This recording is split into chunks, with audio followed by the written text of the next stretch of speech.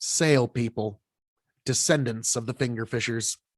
The fingerfishers were already among the most divergent of the post-human races. With harpoon-like digits and almost crocodilian muzzles, they looked nothing like their parental stock.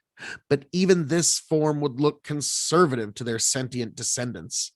With many small scattered islands, isolated subcontinents, and different niches, their homeworld was an evolutionary cauldron where isolated members of certain species could, under the right circumstances, evolve into wildly different forms. This condition was similar to the island realms of Madagascar, Galapagos, or Hawaii on Earth, except that this time it was on a global scale. Some descendants of the fishers, trapped on lonely islands, grew smaller and developed their fishing claws into graceful wings. Others took directly to the sea and became the analogous of whales and dolphins. Within this evolutionary bubbling, one particular lineage gave rise to the ancestral sail people. They too elongated their fingers into wings, but these were not used for flight. Instead, they became sails that drove them effortlessly across the ocean.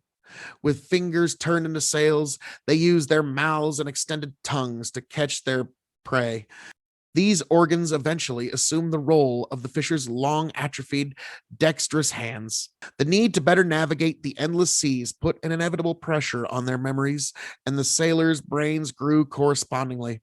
It was only a matter of time until one of these navigators became smart enough to think. Even when sentient, the sail people still needed a long time to achieve any sort of social stability. Their scattered world made for a tremendous diversity of cultures, which competed and fought just as resiliently across generations. Untold flotillas of tribal warriors battled each other in epoch-spanning, pointless conflicts. Nomadic warriors and pirate societies inevitably came into being, prolonging the uncontrollable cycle of violence.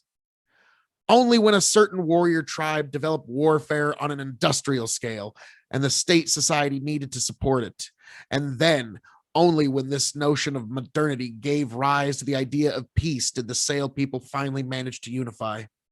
Generations of blood had stained the ocean for far too long.